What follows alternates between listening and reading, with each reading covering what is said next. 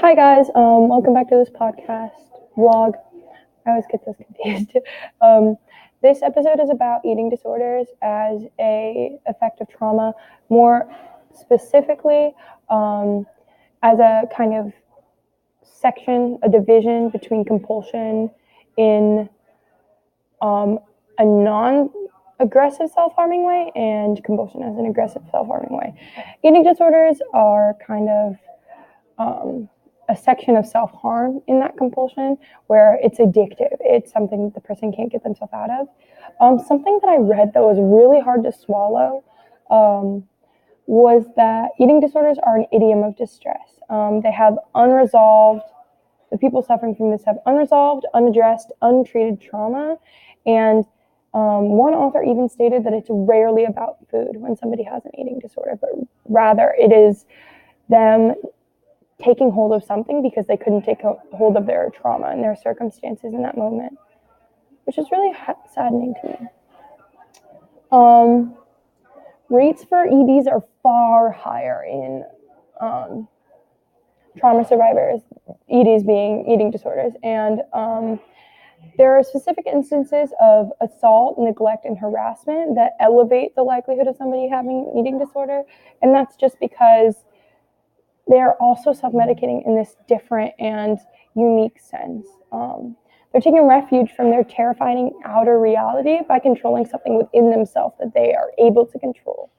It's a form of anxiety in a sense because this nervousness, this paranoia has allowed them, like, okay, I have to take control of something, and that's really scary reality. It's also a form of this OCD in a sense that they're obsessing over their looks because they feel compelled to do that because of this traumatic situation that it arose from initially.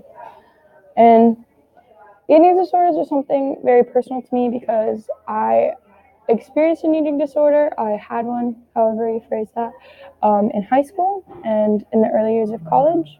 And that was something really hard for me to swallow, that this eating disorder was an idiom for my distress, for my unresolved trauma. And that presence of that disorder is something I think I'll always struggle with in terms of, oh, I ate too much and I don't want to feel this way. And so I want to take hold of that and control it. But it's something that I have a pretty good handle on right now.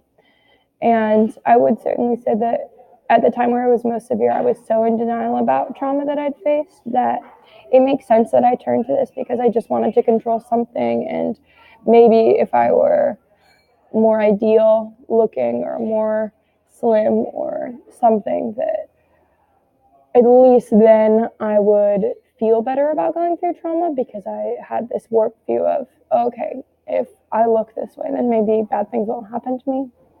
And something more like, something deeper than that was me controlling something because I didn't have a definition of and an explanation for the abuse that I'd faced in my household growing up. So it was definitely something that I moved forward in and grew through, but it was something that was really difficult. And I see how a lot of people don't see that it's related to trauma because you're like, this is an eating thing, it's about food, but it's far more complicated than that. See you guys next episode.